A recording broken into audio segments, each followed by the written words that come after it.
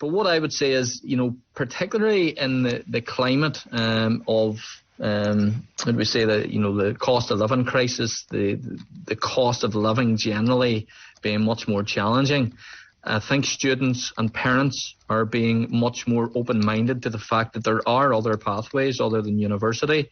We're really fortunate in Londonderry, the Northwest, that Northwest Regional College offers a wide range of vocational and academic subjects. And I think it's good that young people now don't see university as the be-all and end-all. Well, 53% of them do. Yeah, but 47% of them don't. And what we would be finding is that more and more pupils are looking at higher level apprenticeships, maybe looking at foundation degrees that they can complete through the colleges to determine whether they actually want to progress to full degrees. So yes, I mean, there's always going to be a high number of pupils that decide they want to go to university. If you look at the divide in terms of even, grammar school and non-selective in this country, it's around about 50-50 getting anyway. So that number doesn't surprise me at all. But what I would say is that university is not the be-all and end-all, and it is not the answer for all pupils.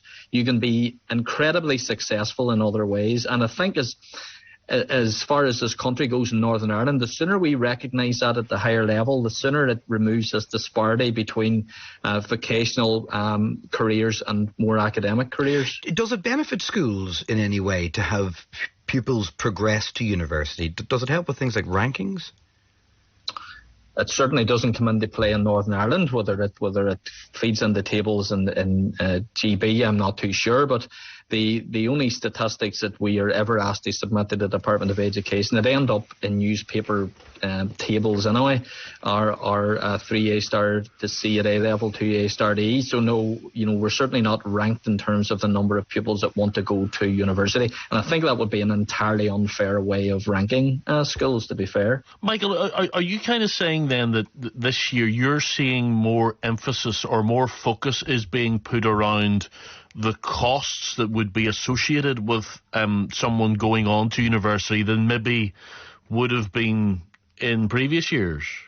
I think it has been building over the past certainly 3 to 4 years. When you look at the costs associated with universities in terms of fees, and what you also have to consider are that, again, with the cost of living, there are many families who are right on that borderline between being able to access grants or support for the young person and those that aren't.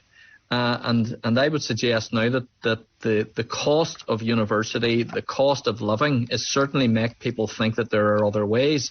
So if you consider the higher level apprenticeship, that is earn while you learn. And they are, if you like, on a fairly clear path towards a trade, whether it be or a job or a career.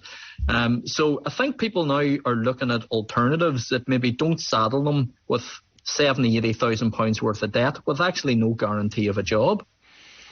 Good to speak to you. Thanks very much, Michael Allen, Principal of Lisneal College in Derry.